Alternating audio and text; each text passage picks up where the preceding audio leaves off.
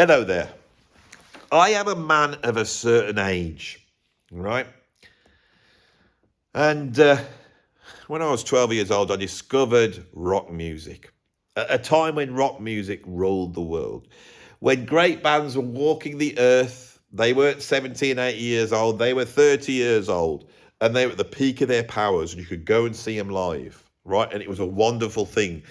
And the parents didn't know about it. The mainstream didn't know about it, but we knew about it, right? And you could go and buy your Iron Maiden album, or your Led Zeppelin album, or your Pink Floyd album, or your Mahavishnu Orchestra, or even your Gentle Giant album. You could take it home and put it on and enter an alternative universe that was wonderful and full of strangeness and full of aesthetic treats which the mainstream would never be able to conjure up. And that's why we're all here. Okay, that is why we're all here. And it had such an impression on me as a young listener. It changed my life absolutely. All my friends, my choice of wife, my kids, my career, all my memories are all based upon the fact that I discovered rock music in 1980 when Rainbow released All Night Long. Right, and that took me on a journey through Judas Priest, through Motorhead, and eventually to John Coltrane, to Don Cherry, to Albert Ayler, to Steve Reich, to Stockhausen, to Stravinsky, to all the wonderful music that exists out there. And that's what we champion. But the problem with that is that culturally, as we have described on this channel so many times before, culturally, things change. And the cultural forces that enabled this incredible music to not only exist, but to actually become part of this almost like alternative mainstream. There was a power, there was a cultural change. You know, Led Zeppelin weren't some little band on Bandcamp that were great.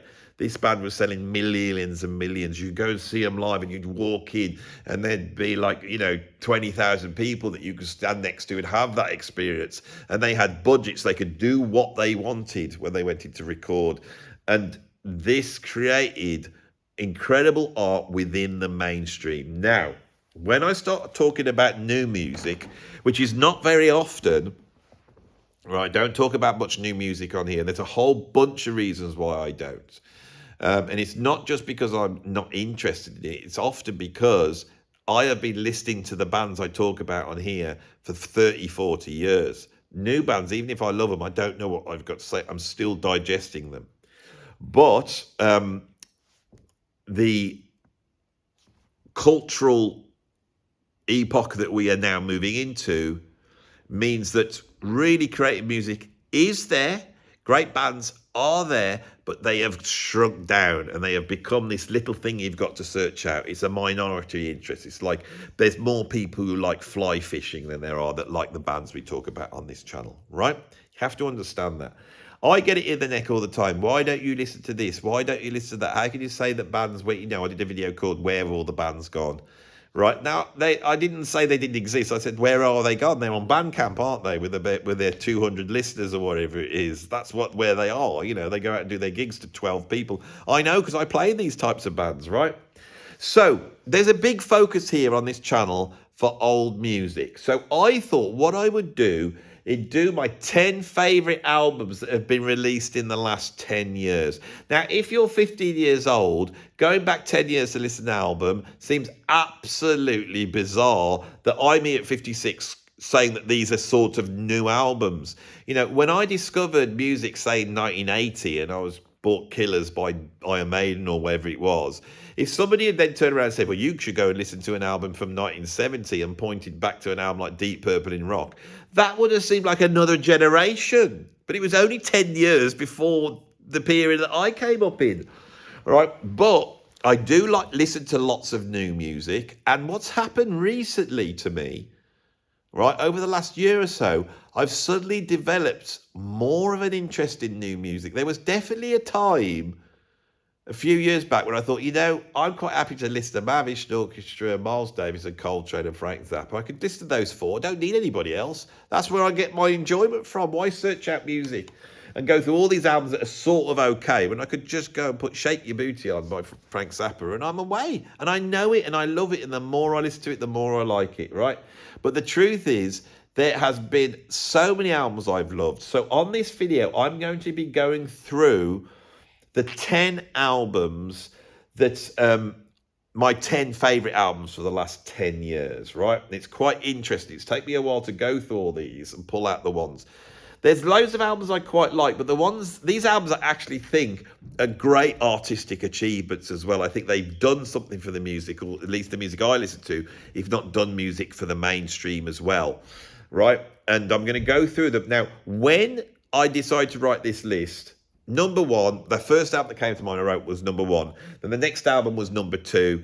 And the next album was number three. Now, what you got there was a list, when I look at it, of sort of the relative importance. So this is sort of ranked, but I don't want to stake my reputation on the fact that these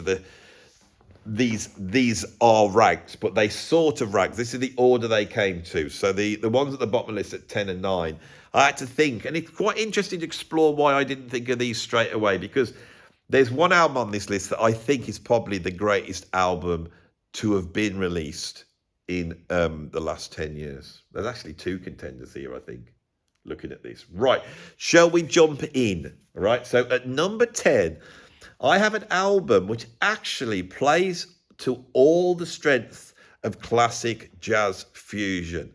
Right, it's a band in a room and they're really playing. You don't get to hear that very often.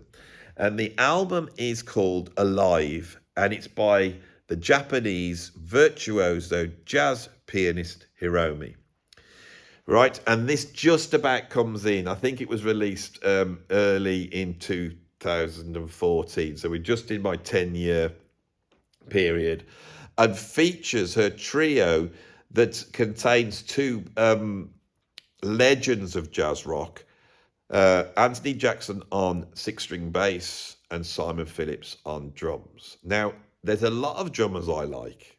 Vinnie Colaiuta, Terry Bozzio, Steve Gadd, Philly Joe Jones, Max Roach. There's a whole ton of drummers I love. But as time goes on, and the older I get, the more I think that Simon Phillips could well be one of the greatest drummers that's ever lived. This bloke can play everything. He can play anything, right? He can play simple rock music. He can play the most complex music going, but he imbues it with Simon Phillips' personality. His personality is in his drums so strong, but his personality is just absolute beautiful drumming. He never seems to put a foot wrong. Everything is absolutely in its place. Well balanced, the drum tone, the phrasing. He is one of the greats. And so to hear him in this context of extremely complex jazz rock that cover the gamut of swing, fusion, and it's so packed, this is, with virtuosity and changes in style and tempo, that this album also for me feels like a progressive rock album, albeit it is just piano, bass and drums, and everything that's created on this is through the arrangements of those three instruments. This is in the tradition of like Bill Evans with Scott LaFaro and Paul Motian. It's in the tradition of the jazz piano trio. But what they do is just take that legacy from jazz fusion and just push it to the max. Hiromi, for me, is of a musician that's emerged in the last 20 years, I think she's the best on the planet. Right, her virtuosity is off the scale. Her compositions are incredible. Her vision is unbelievable. But there's no arrogance. The music's humble. You never feel like she's showboating and showing what a virtuoso she is, because she seems to be completely within the music. She's one of those rare musicians like Alan Holdsworth or John Coltrane that seems to be continually connected with the great reservoir of creativity. She seems to be in a trance when she plays and filled with the joy of playing, and it's infectious. Hiromi is one of the true greats. She's equal to any jazz musician you can pick, and this is her at her best. If you're into jazz or jazz fusion or music that's just beyond category and you want to hear just beautiful music, I would say check out Alive by Hiromi, an incredible album, and I've got that at number 10. At number 9, this album didn't come to me straight away. Then when I thought of it, I thought, oh my God, it's got to go on the list, right? At number 9, I have got Blackstar by David Bowie. Now, I'm not a big Bowie fan. He produced music from the mid to late 60s right up until his death in, I think, 2017. Some of the most classic rock albums of all time. He's highly influential on all sorts of spheres of rock music and pop music. Everyone I work to worships him. I'm playing with Tim Bonus. He worships David Bowie. This is an icon. I've hardly spoken about David Bowie on this channel. When I did this video, I decided to put, is it Hurdy-Gurdy from 1971 on, the one that's got Life and Mars and Changes, one of his greatest albums of all time. It's a fantastic album, absolutely. But for some reason, it doesn't quite chime with me, and I don't know why that is. I've never known why that is. Even when he brings in Robert Fripp, even when he brings in Adrian Belew, all the things I respect the guy. He's a genius. And there's certain songs I absolutely love. Ashes to Ashes, I love. Life from Mars, I love. These are incredible. David Bowie is one of the greats. Absolutely one of the greats. And the proof that he is one of the greats is this final album he made, Blackstar. So Blackstar is designed to explore David Bowie's own impending death. And he plays it brilliantly. You all know what he did. You all know that this album was released just a few days after he died. He brought out singles with it. He was singing in the character of someone who was already dead. He did songs like Lazarus. This album explores his own impending death at a relatively young age nowadays, at 69. I believe that this is his greatest album of his career. I believe that. And the reason for that is because how many artists are able to integrate their own death in not a way that's like depressing or what's the word, voyeuristic. Okay? He expresses truly the predicament he's in, and it has an element of joy in it. His choice to go to New York and work with an established jazz group, which has Michael Giuliano on drums, Tim LaFerbe on bass, a whole bunch of guys. I can't remember the other guys, but this wasn't just virtuoso jazz musicians, cutting-edge New York jazz musicians who were already in a band. And the way he utilizes this jazz fusion band is completely different to the way Steely Dan would do it, or Sting did it in the mid-80s with Dream of the Blue Turtles. He pulls something out on this album which is absolutely incredible. There are solos. There is all the trappings of jazz fusion, but Bowie's genius takes it beyond that. I can't say I put this album on again last night. It's absolutely incredible. It never lets up. It's just wonderful. It's an absolutely brilliant album. And I think it's perhaps the greatest album of the last 10 years, Blackstar. So it should really be at number 1. But wait till you see what's at number 1. At number 1 is an album that influenced this album, this David Bowie album, right? Talking to Michael Giuliano, at number 8, I have Jacob's Ladder by Brad Meldhau. Now, Brad Meldhau is a virtuoso jazz pianist, incredibly creative, who I feel is pushing the envelope. So when I come on here criticizing modern jazz and saying it's all bland and all that, right, I'm not talking about all modern jazz. I'm just talking as a general idea, right? Brad Meldhau is not that. He's a very interesting player indeed. And he's explored all sorts of different things in his music. But his choice here to look into the realm of progressive rock, a genre that has hugely influenced jazz over the last 40 years, 50 years, even though they don't want to admit it, it has. And especially to go to Rush, because Rush, to me, are the gateway band for rock musicians to traverse to jazz.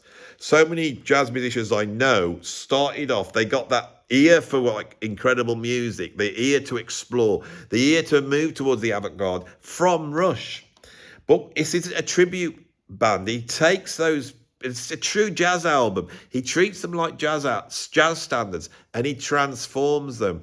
and he transforms them based upon a spiritual concept. He takes these ideas, like for Jacob's Ladder, which relates to the Bible, and he explores this like sort of Judaic spirituality, which is absolutely incredible. The playing is off the scale. There's moments on here where he does like progressive metal that puts Polyphia and animals as leaders to shame.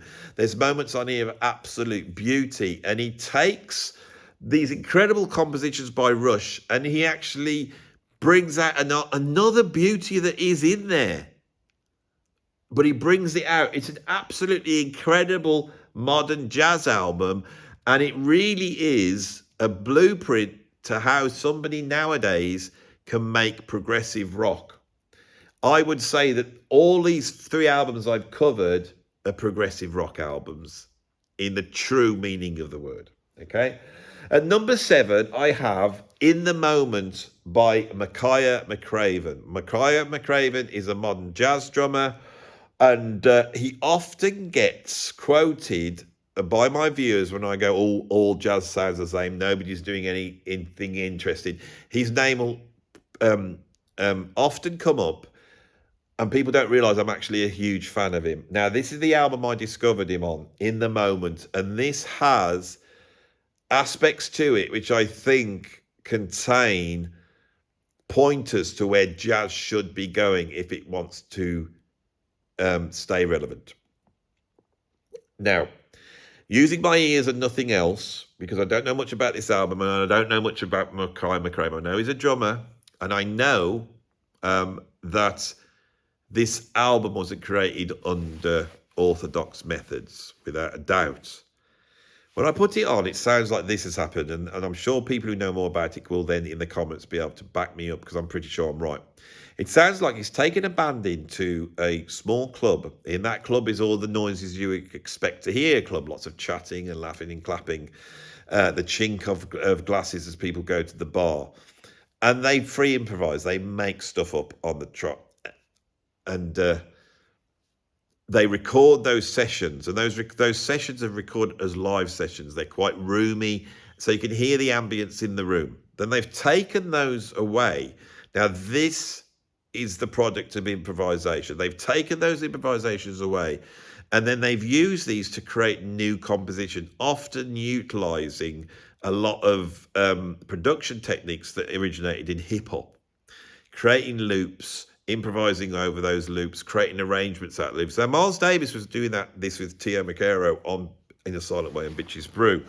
Jazz created this idea, but they do it in a unique way because it integrates the room sound in, it integrates the audience sound in. You sometimes get these loops where the chink of a glass or the laugh in an audience starts to become part of the composition.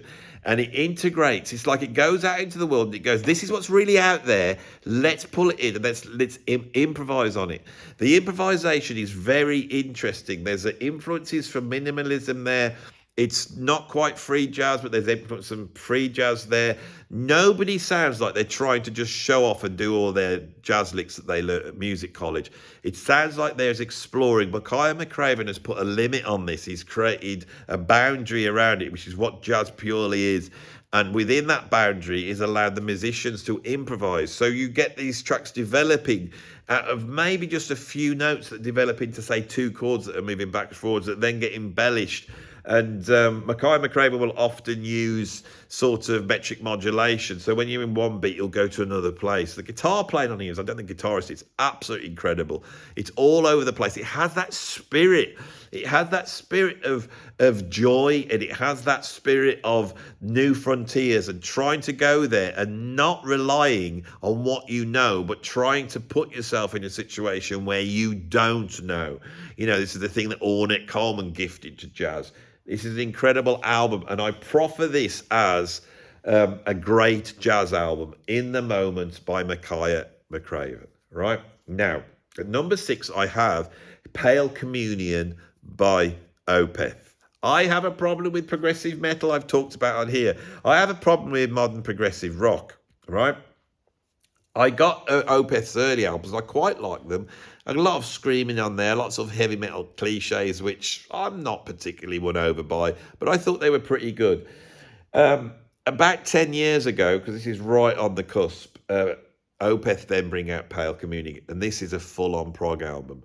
Now, the reason why this is on my list, because at the time, I was making prog records, and I was fighting against the computer.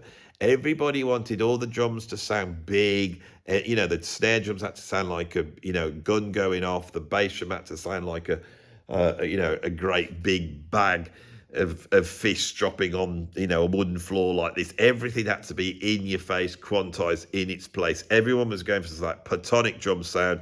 They wanted everything to sound like Neil Peart. There was no flow. There was no groove. It had all gone. And I was fighting against this. And I was saying this is not the way to go. And at the time, I was working with a bunch of musicians, actually some of the guys associated with Pain of Salvation, and we were making a much more heavier prog album, and I was fighting them, and it was really annoying. And I was saying, no, just let me play on it. Don't go for these big fat drum sounds. Don't trigger and gate everything and quantize it and make it all a certain way. Just let it flow. Have some real drumming on it. And I couldn't get anywhere. And around about that time, then Opeth brought this out. And the drumming on this is absolutely beautiful. The drummer just sounds like he's flying. The compositions are long and they're very proggy.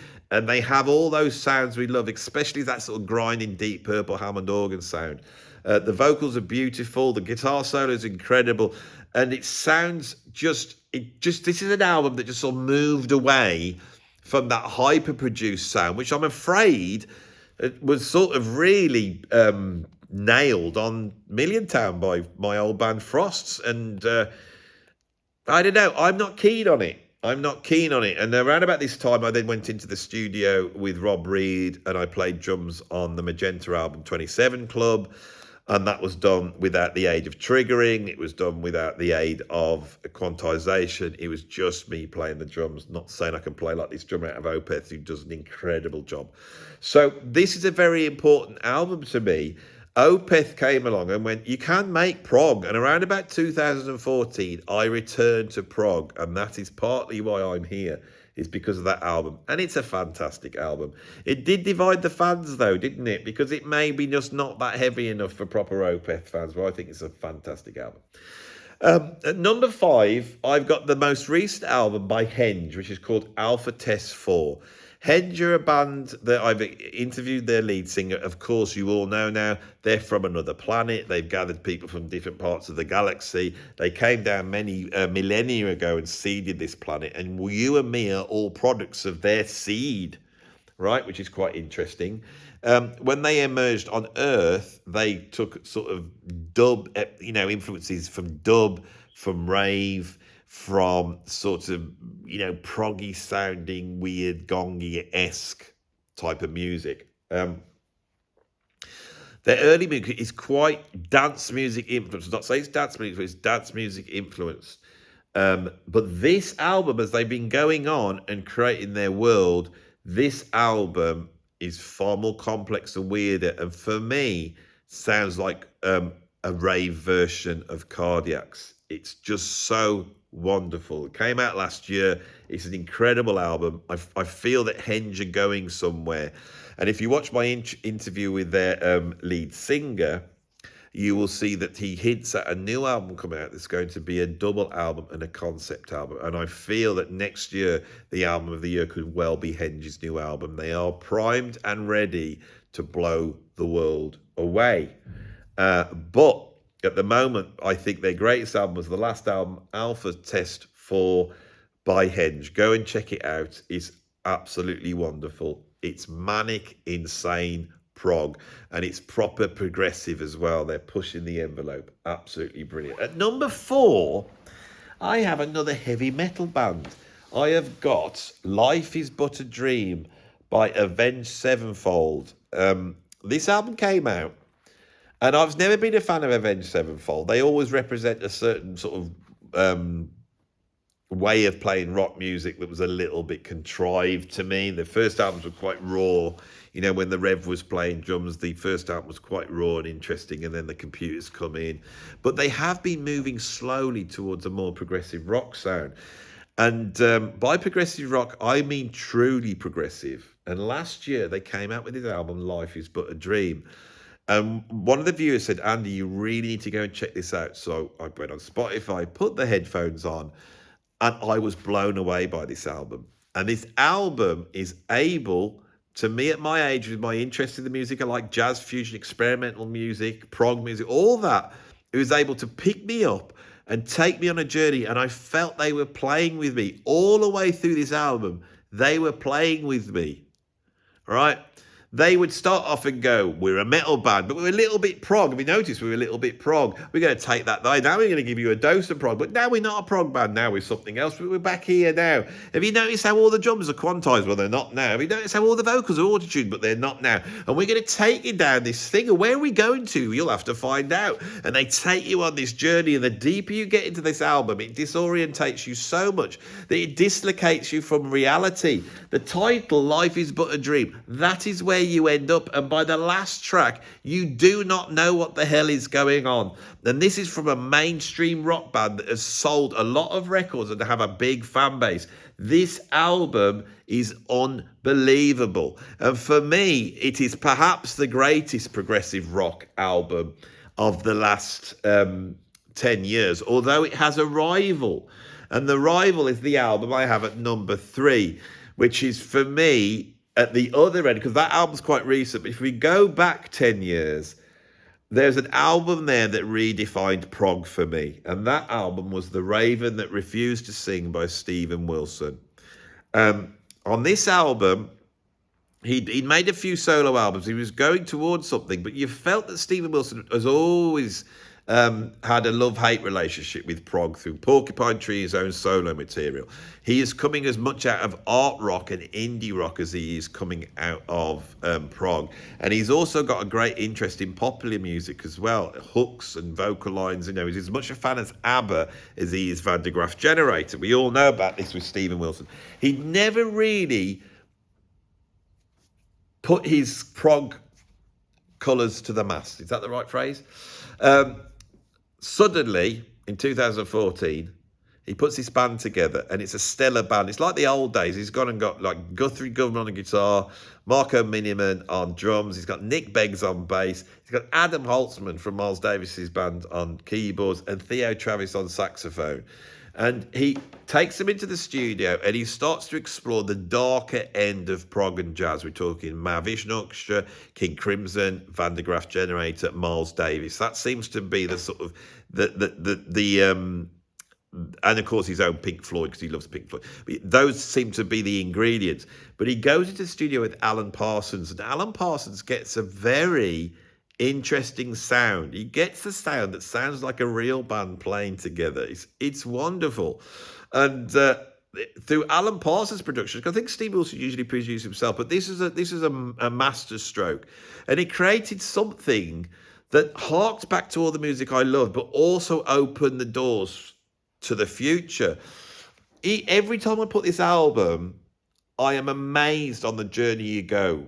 And that is what I don't get from a lot of modern albums. They're not albums. They're too long and they're too bland and they do too much the same thing. This takes you through the gamut of emotions, and it's all sorts of things. It's beautifully recorded. It's dark. It's moody.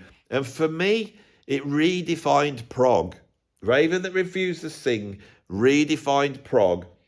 And for me, that and Pale Communion, and you've got to remember Steve Wilson and Michael Ackelfeld, whatever name he is, the lead singer, they have worked together. Is it Storm Corrosion? I'm not sure. I've probably got all that wrong. Anyway, the point is that at that point 10 years ago, these were the guys that were defining prog, and this has opened the doors. And I've gone through that, and a lot of the prog that I've been making, in fact, the return to prog, firstly in my band Kiyama, with Rob Reed, which nobody knows about because it seems to have just disappeared off the face of the earth. I might do a video on Kiyama because there's so much footage out there and so much we did, and it was my reaction to these albums. And now my band Rain and what I'm doing now and the channel is all based upon the redefinition of prog that happened on this album in particular, Raven That Refused to Sing. And like I said, when I came up with this list, it was third on the list. And number 2 on the list is an album that is very high on this list, probably because I bought it 2 weeks ago and it hasn't left my car, and it is Nothing by Lewis Cole, where he joins forces with the Metropole Orchestra or Orchestra, whatever it's called, and he creates this album that is sort of a modern day Sketches of Spain, full orchestra, full band, really exploring all Lewis Cole's brilliant take on dance music, drum and bass, jazz fusion, prog, the whole thing, and pretty pop songs as well. And I felt up until now, Lewis Cole has made some great albums, but they have not been masterpiece albums. He hasn't been able to make that statement until now. There's moments on this that are as beautiful as listening to Ravel or Debussy. There's stuff on this which is funny. There's stuff on this that sounds like Oliver Nelson. There's stuff on this that sounds like Django Bates. There's stuff on this that sounds like drum and bass. There's insane improvisations. There's beautiful melodies. This album is an utter masterpiece, and I haven't digested it enough yet. And usually it takes me time to digest an album. It has not left my car stereo. Every time it comes to the end, it goes back to the beginning, and I'm waiting for that point where I go, right, I've had enough of that album, and it's not happening, because the more I listen and the more I explore into depth, the more beauty. That's what it is. There's beauty there. I interviewed Jean-Luc Ponty recently, and we talked about, he's a lot older than me. When you get older, you don't necessarily listen to that much modern music, and there's a lot out there, and you don't know what to listen to. And he talked about the beauty and space. And he talked about some of the composers that actually studied in the conservatory in Paris that he went to as a young man. We're talking Debussy, Messiaen, Ravel. So I sent him a link to that, and he messaged me back last night saying this is a very beautiful album, and I really think he's doing some great stuff. So I don't know if Lewis Cole's watching this, but Jean-Luc Ponty is listening to you. I know I've got Narada Michael Walden listening to you. Lewis Cole's the man. He's at number 2. But what have I got at number 1? At number 1, I have an album that came out in 2015. I believe it's a prog album. I believe it's a jazz fusion album. I also believe it's a rap album, a hip-hop album. Yes, at number 1, I have got a rap album. And it is the album To Pimp a Butterfly by Kendrick Lamar, which for me is this or Blackstar, taking my own taste out of it, I would say those are the 2 greatest albums made in the last 10 years. Kendrick Lamar is a rapper that came out sort of the gangster rap oeuvre, and made some much more standard albums. I think he made 3 albums before he came to make this album. He went on a journey to Africa, South Africa, and he visited Rikers Island. He went into Nelson Mandela's cell, and he decided to make this sort of black consciousness album and explore these things. And he does it brilliantly. He decided by doing that to almost explore the whole history of black music. So there's soul, jazz, funk. Now, anyone knows me and watches this channel will know that I am not a fan of sort of anti-racism. I'm not a fan of the sort of a certain angle of looking at music history and calling it black or white. And this album really explores that and goes deep into that. Some of the things I don't agree with, but the fact is there's stuff to agree and not agree with on this album, because he lays out it's almost like a concept album, and he explores all these things. Now, around this time, there was a whole bunch of other albums come out. I think the year before, Black Messiah came out by what's his name? By D'Angelo. And later on, we get Lemonade by Beyonce. This is a thing of exploring sort of blackness, is the only way to describe it. But Kendrick Lamar is coming from this sort of gangster rap angle and moving towards his spirituality. Some of the stuff on here is very funny. Some of the stuff on here is highly offensive. There's some of stuff that made me blush when I first listened to this album. But the thing that redeems it is he winds in his own mental health state. He winds in his own personal view. He pokes he doesn't poke fun. He explores the righteousness within which the black community discuss these subjects, and he explores his own fallibility in a number of different ways. The album is deep. I don't understand it. It's a very heavy, deep album. Musically, he is collaborating with people like Robert Glasper, like Thundercat. George Clinton's on here. Bilal's on here. It's a lot of. There's a certain take which has come out of neo soul without a doubt. There's a certain sound in there, but there's also a whole bunch of other sounds. There's tracks that are just straight jazz. There's tracks that sound like Parliament Funkadelic. The production uses sort of found sounds and environments. And as the album progresses, and it has the feeling of a progressive rock album, it's incredibly complex. His rapping is virtuoso. When I heard it for the first time, I couldn't quite get into it because his rapping is so rhythmically complex. And so many of the vocals didn't seem to line up with the grooves. And then over time, listening to this album, and I've actually been able to take on this. It's coming out of people like Jay Dilla. It's a different way of feeling the groove. But Kendrick Lamar is a virtuoso rapper, and it's just an incredible album. And as the album progresses as well, it's a long album, and as you go down deeper and deeper into it, it just gets better and better, and it seems to get deeper and deeper and deeper, and the jazz and the prog seems to emerge. It starts out almost like a party album, with almost like a sort of P-Funkadelic approach. But by the end, you really feel that you've gone on a journey. It really is an incredible album. It does show the talent that's out there in the worlds of hip-hop and rap, because hip-hop is dying now. It's gone, right? It's lost its way, and there's reasons why it's lost its way.